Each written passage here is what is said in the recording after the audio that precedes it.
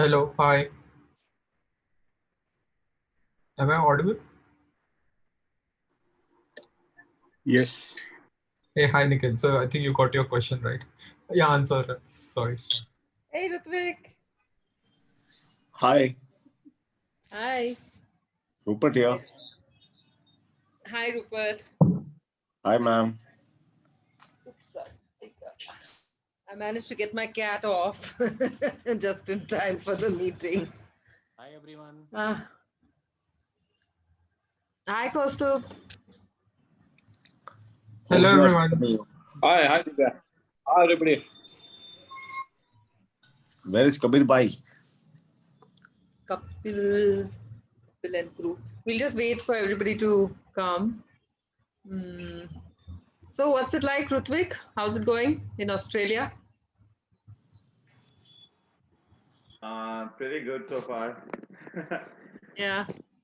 So just to introduce everybody, Rutvik has been very much a part of the Inspire India team with Deccan Cliffhanger and Ultra Spice, Great Himalayan. And currently he's in Australia doing sports management and working with some of the cycling teams and organizations there. So, yeah, how's it? What's things have started now again? What are you doing? Yes, things have started pretty well right now. Uh, We are currently going through the tour down under, which is supposed to finish this weekend. Tour down under is one of the World Tour Series events that happens in Australia each year. okay. And yeah, we're also working with a few of the nationals tours going on right now. So yeah, Okay. the racing scene is pretty exciting at the moment. Yeah, yeah. So the tour down under is a stage race like Tour de France. Exactly, yes. Nice, good fun. Yeah. And how many days is that? What's the distance and days? Tour Down Under is 7 stages over Oh, 9 days, okay, and today was the crit. Yesterday okay, was the climbing section, and it goes on for the next 4 days. okay. And you're working hands-on on that? Not hands-on at the moment. I'm located in Melbourne, and Ah, Tour Down Under happens in South Australia. So okay, a bit of back end going on right now. okay. Cool, good Yeah. fun, yeah. Are we waiting for any more? Most I can see most of the riders here. Uh, any other crew joining in? I'll just. They might join, I'm not sure. Ah, At least I send the invitation. Let's see. okay, Apart from me, I don't know really okay, at the moment. Yeah. okay. If everybody could just actually no, I'm not. It's too big a group for me to try and recognize everyone. I'll just ping on WhatsApp and just let everybody know we're starting.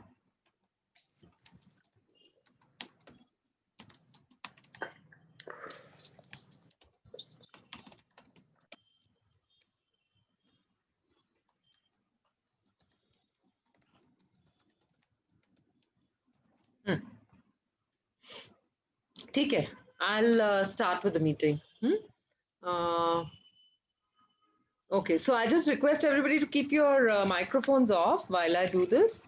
I'll try to go over this in the 15-20 minutes. There's not too much. So just those of you all who are new to the RQ format or even who are new to Inspire India races, you'll be getting this at the start line. This is your handbook. And the handbook is like your little race Bible, which you use for the entire duration of the race. You keep it with you. Generally, in the supported race, the crew should be taking care of these. These are your primary books for reference of everything. The person in the navigator seat and the crew chief should be handling this, and every single motor vehicle will get. So whoever has two cars will get two of these. Whoever has one car may also get two of these, but whatever. Each car will definitely, each vehicle will have one of these. The Self-supported racers will also get the handbook for you all to go through. What you can do is, of course, I don't expect you to carry this big thing with you, but the route sheets are the ones that you can just pull out from here, your section, and keep your section for reference, okay? So the handbook, I'll just show y'all, will have all the details. I don't know if y'all can see, including all the rules for each category. They'll be printed in here. Your race timings will be printed in here. The route details are here. Contact information of all the crew members. Contact information of hospitals which come en route also are printed in here. So like I said, this is kind of your race Bible. I'm going to move. Jia, ma'am. Yeah? Sorry, Someone- Rupert. Hi. Yes, Rupert. Ma'am, would it be shared before to us? Like, I mean, like, say, like the route, everything will be shared before to the riders. I've already shared everything. Okay. Okay. Okay. So I've shared on email. I'm assuming that your email information was Yeah. listed. So sometime last week, I sent an email called control points and route information or something.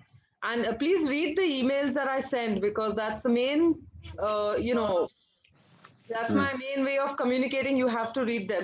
The subject name is control point and route details. You should have received it. Yeah, all the information was there. Yeah. Okay. Thanks so much.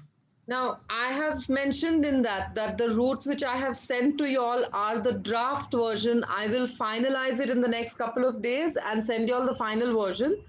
I don't, don't waste paper printing it unless you want to do some work on the sheets, because you're going to get a printed version over there. But feel free, that's up to you. If you need a printed version, you have it on hand. Yeah. Control point details, everything has been given. So 1 minute.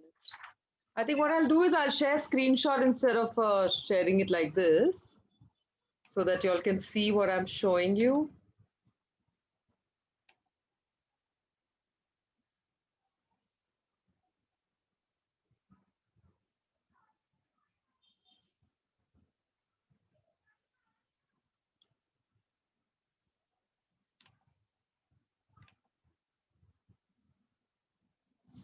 Yeah. Okay. So this is what is being shared with you guys. Zoom in a bit. So the one that I'm got over here right now with me is the 1200K. And the control point details have been shared for 1200. Each of you would have received for your specific category, because there's a whole bunch of details in that which pertain to your category. So 600 will have got only for 600, 1200 RQ and 1200 self-supported are also different. The control points, however, are the same for everybody. And in that, just note, for the 600K people, you will be turning around at this place, Anandpuram Hombuja Hotel. Okay. So at control point 4, Anandpuram Hombuja is where you turn around. So the next few control points don't apply to you. From CP5 to CP10 don't apply to you. You'll be directly jumping. So the reason why we don't change, we keep the control point numbers the same, is that everybody is going to be referencing these numbers only. So obviously you turn around and these other control points don't refer to you. So all this is there in the documents which have been shared for you. I won't be going into all of it. I'm just telling you how to use this. Your cutoff times, notes have been given over here about what each of you has to keep in mind. Cue sheet. So these are the cue sheets. The route navigation detailed cue sheet is here. This one, like I said, this should be open on the lap of the navigator or one of the crew members. If somebody in the back wants to do it, that's fine. But generally, I would say that the navigator should be in the left of the driver's seat, giving navigation to the driver. Use your devices also, but definitely keep this in front of you, because this has all other information that you won't find on the map. It also tells you where you are at any given time. So, you doze off and something like that, and you wake up sometime later and you don't know. So the navigator should keep this in front of them at all times and just keep putting a tick mark on every intersection that you pass. So this reference number over here is each point on the route which has got something. Either you have to, it's a navigation instruction is there, or a landmark is there, or it's a control point. There's a reference number. Just put a tick against the reference number every time you pass it. So once you go through Margao, for example, and you've taken this, follow the highway or to the right, just tick off number 6 so you don't have to look at it. The reason for this, like I said, is if at some point you are disoriented about your location, your tick mark will tell you where you are at least, or which point you've passed and what's the next thing you're looking for. So for example, once you've ticked off reference number 6, reference number 7 will tell you that you have to take a left fork to stay on the highway. Now, if you haven't ticked off point 6, you won't know that you are now at point 7, or you won't know which reference point to look for. So just keep a small, yes, tell me. What is sorry, Rupert here. So what is the fork thing? What is the left fork thing? Take a left fork to stay on the highway. That means you stay there. That means there's a fork in the road and you have to take the left. Okay. So cue sheet notes are given over here. All distances are marked in kilometers. Bear or slide left or right refer to turns that are greater than 90 degrees or forks in the road. Greater than. Yeah, correct. What that means is, so if you're going down the road and if you have to keep going straight, that's 180 degrees. If you have to turn a left or a right at 90 degrees, if it's anything between 90 degrees and 180 degrees, it's called a bear or a slide left, or there's a fork in the road. Okay, that's point number 2 here. Ma'am, that's kind of confusing actually right now. That's because you haven't read through it yet. So I'll give you time to read through it. And you can just use the devices also. Okay. Control point, CP refers to control points, and CP to CP distance is the distance between the control points. That is this one. Partial distance is the distance between each reference point. Race distance is the total distance. That is this one. The last column here is the one which tells you how much of the race distance you've covered. So, and partial distance here is, so if you're going from, let's just go over how you use this so that it's not confusing. You get flagged off from reference point number 1, okay, which is Bogmalo Beach Road at Lyons. You head straight out. That's your kilometer 0. Partial distance is 0.25. So that means quarter of a kilometer from this point, you're still on Bogmalo Beach Road. You take a sharp left and then there's a steep climb. Okay? So that's how you use this. It's as simple as that. Can I just add? Each instruction at every point. Yeah, tell what? For those who haven't used the cue sheets before, they'll come really handy when there's no network coverage, which happens quite a lot on this route. So, when you look at it, you won't feel that this would be necessary, but this is actually necessary in this race because at a lot of turns, you just wouldn't get network to look at the maps, and this book would be there just to guide you. Yeah. So every single control point tells you what you have to do. Now, if you look at this reference points keep going on until at control point 2, you've covered 86.5 kilometers from the previous control. This partial distance has been covered by till there. That's between reference point 9 and 10. So this one we'll ignore for now. You're still on Mangalore Highway. You're in Karwar. Your landmark here is Ratna's Holiday, which comes just after the Karwar Creek Bridge. Yeah, this is a control point and you're being given instructions exactly what you have to do. This is a control point. You have to check in. Okay. Total race distance covered is 86.5. After this, between reference 10 and 11, there is no navigation because you're on the same highway continuing south. So you reach the next control point. So at this point, you can, take a break from the book. And the distance for which you can take a break from this book is 91.75 kilometers. So this third column, I'll just go scroll up again. The third column is CP to CP distance. That is the distance between each control point. This is for you to, decide how you're going to plan and strategize between each of these points. So 91.75 kilometers between Karwar and Honavar. Okay, you're still on National Highway 66. Now you have an instruction here at Honavar. You have to take a left turn at the junction.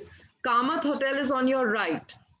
But this is a control point and a check-in. So when you reach this point, before you take that left turn, you do the instructions that are given to you for the control point, which is checking in, okay? Now the race distance over here, it tells you you've covered 178 kilometers here. So all these things are for you to be able to calculate easily what speed your rider is doing, faster, slower, what's going on with your race. All these metrics, you have to maintain your metrics also to know how it's going on.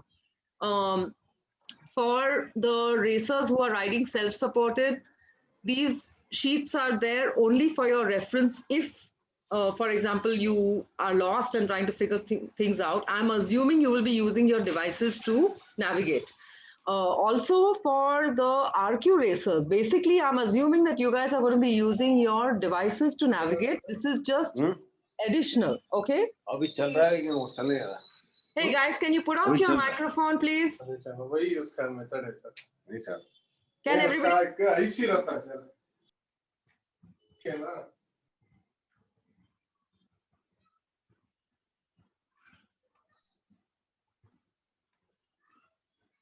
Okay. Yeah, so this is just the navigation grids that I have shared with you all. I've mind you, these are draft. What I've sent to you is the draft. I will be finalizing it, making some corrections and things, and then sending you the final version. So these are your cue sheet notes. One more thing that you need to just read through these notes for your respective sections. I'll just read the notes for the RQ. One thing that I need to just remind everybody is that we're changing the timing from 8 a.m. to 9 a.m. Sorry, from 9 a.m. to 8 a.m. on the 6th, because 9 a.m. is going to start getting hot already. And secondly, Margao will have some traffic by 9. If we leave you off by 8, there's a slim chance that you get through Margao before traffic gets any worse and before the heat sort of takes you down. So I will change all these timings. Hello. Yeah. Hello. Can you, Rupert, just make a note of your questions, and I'll be having an open Q&A at the end of this. So timing is being changed from 9 a.m. to 8 a.m. for everybody, okay? That I had made a mistake in the women's self-supported. Just so Grinshina, if you're there, just bear in mind that the flag off is going to be 8 a.m. for everybody. Now, briefly to take you through the route, I'm going to just slide share. Is Grinshina here? I don't. Yes, Divya, I'm here. Hi, Grinshina. Okay. So yeah, just make a note of that. I had made a mistake and put the women's timing as Sure. Yeah. it's not 6, and everybody is going to flag off at 8 o'clock. Yeah. Noted. Yeah. Thank you. Okay, I'm just going to open one of the maps, and we'll just go over the route.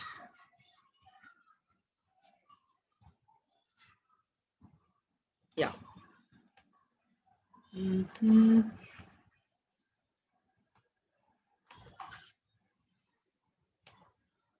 Yeah. Okay. So I'll keep the elevation going. So you can see where we are. So that's the start point. And so just note that the entire distance till Honavar, which is 180 odd kilometers, 170, 180 odd kilometers, that's somewhere here. This first section, and that will be the last section on your return for all the categories. This section is along the coastline from Goa till Honavar. This section is hot and humid, expected to be so, and uncomfortable. There's a little bit more traffic on this road than once you turn off from Honavar. Also bear in mind that this road, ever since I've seen it, which is 6 years now, there are patches on this road which are like eternally under construction. They're almost done. The road surfaces are not bad, but there are sections which, though they've done the dual carriageway work, one half of the side is shut. So all the traffic moves on half of the road. Yeah, I hope you understand what I'm saying. That it is a dual carriageway, but it's operating as a single carriageway for certain sections. This keeps changing, and they just don't seem to finish this work. So just bear this in mind for especially because when you have a single carriageway suddenly coming up after you've been on a dual carriageway for a while, you'll have traffic, both sides traffic moving on the same road. So just be aware of that when your dual carriageway has turned into a single carriageway. Otherwise, the road surface here is okay. It's not so bad. Then at Honavar, you turn left. When you're on your way out, you turn off. And this segment, if you see it over here, this is where you turn off. You immediately start rolling. The terrain is rolling for another, I think, 25 or 30 odd kilometers. And then there's the climb. Okay, so this is your first big climb. This climb is through forest section, the Jog Falls section. It's beautiful. So if you're there in the afternoon, 170, probably later in the evening or so. Yeah, so this is a steep climb. Then again, there's a lot of rolling between when you reach Jog Falls, that area going up to Sagar. One more thing that I have to warn you is this entire segment, after you leave Honavar, shortly after you leave Honavar, you will lose all range. So there's no range from here till you reach the top till you reach Sagar actually. So like, don't even expect anything there. Make sure the self-supported guys, please make sure that you stock up on water at Honavar. There's one tiny little hamlet. Okay, just telling everybody when the meeting ends, just use the same link to sign back in. We'll pause for a couple of minutes for everybody to sign back in and continue. Yeah. Ma'am, just keep recordings to share after the session. Yeah, I'm gonna have to check on that. I know last time I overwrote the recordings. I'll just see what Sure. I'll try to make sure I do that. So self-supported people, just stock up at Honavar, and you will get a couple of hamlets on the way where you can pick up some more water and maybe a little snack.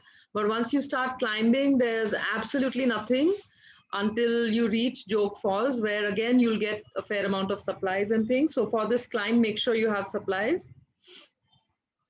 There's no range here, so if vehicles, of the ARC, you have to do any kind of coordination with each other, you have to make sure you do it before or just after you turn off from Honavar. And the next point where you'll be able to interact with your other vehicle is going to be at after Jog Falls. Then you can't, then this stretch. So this is the climb. Then you get up here. That's the Jog Falls area. Sagar is your first town on the way. From Sagar till Shimoga, that's the terrain. Yeah. So yes, 600 is, which one is this? 600 is going to be turning around at Anandpuram, which is here. Let me just zoom in here.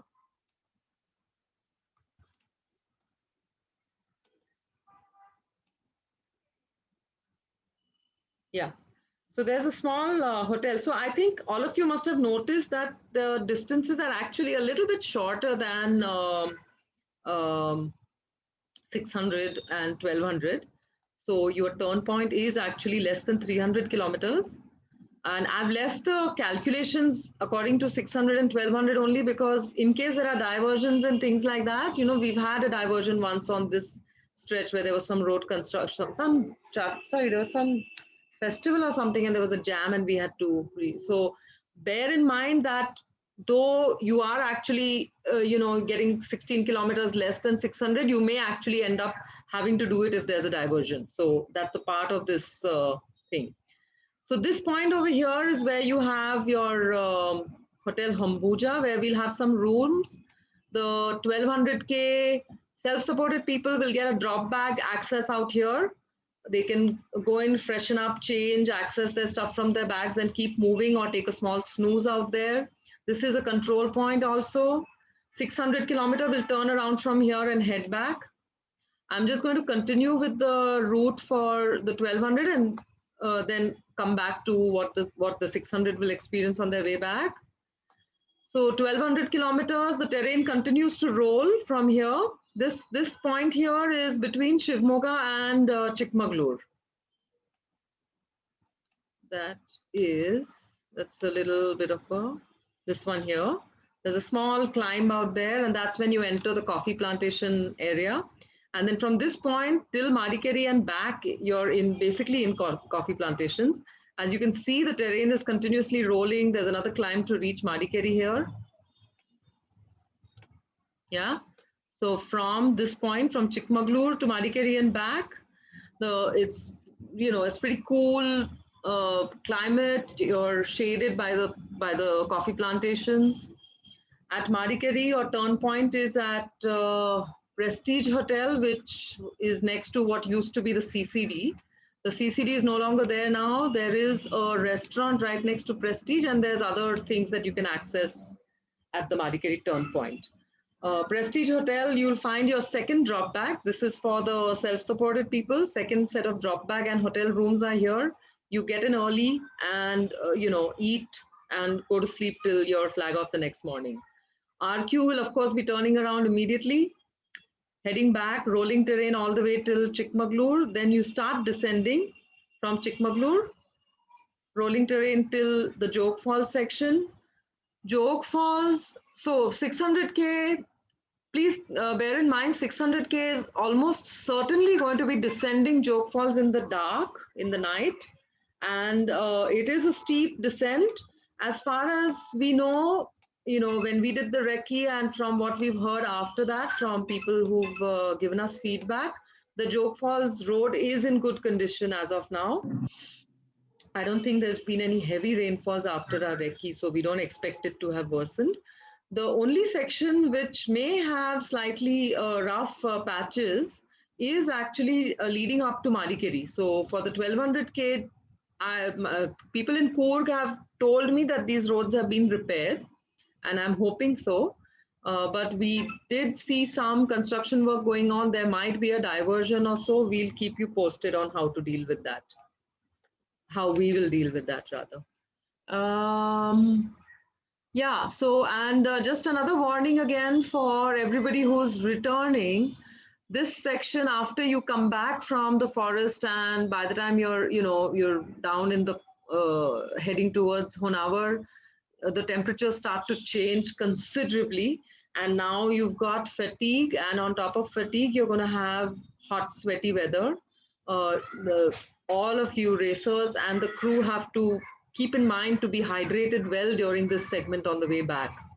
You'll really, hydrated and keep cool. Yeah. Anything else on the route front? No. I think I'm gonna we'll pass on to. I'll stop the screen share.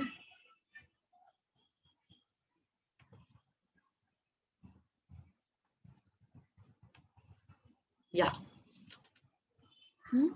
So we will get logged out. Those of you who have any questions about the routes or anything related to the timings, just make a note of it. And the last half an hour of the session, we'll go over the Q&A.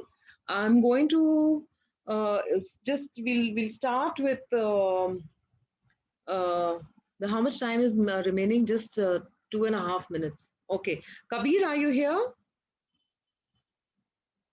Oh, I'm here. Hi, Kabir. Hi.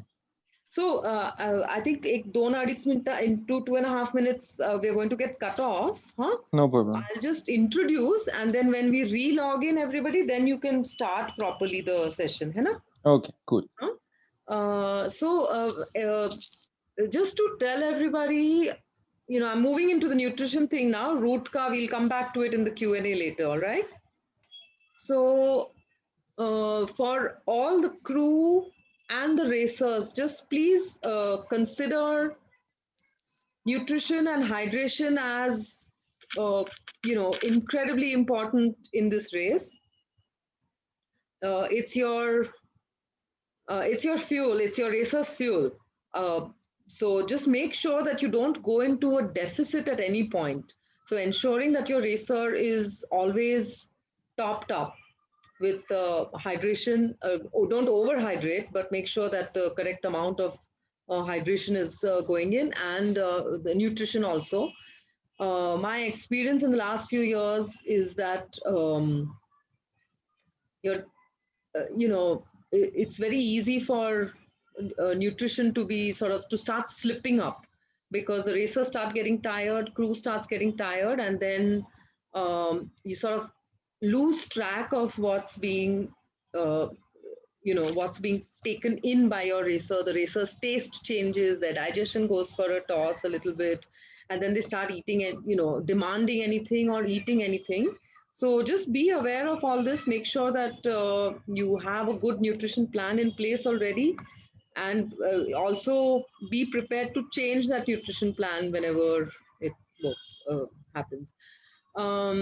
For the ones who are racing self-supported, I know most of you have a randonneering background. Most of you have already done distances like this, couple of days, 3 days on the road and things. So you all sort of know, and I know that randonneers eat all kinds of rubbish and manage to do their rides on it.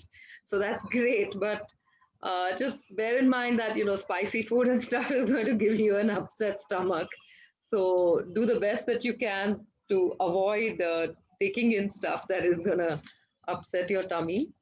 You do have more time in the self-supported than you do in the ultra races. So in the ultra races, that whole digestion going for a toss is a little bit more of a problem than with the self-supported guys.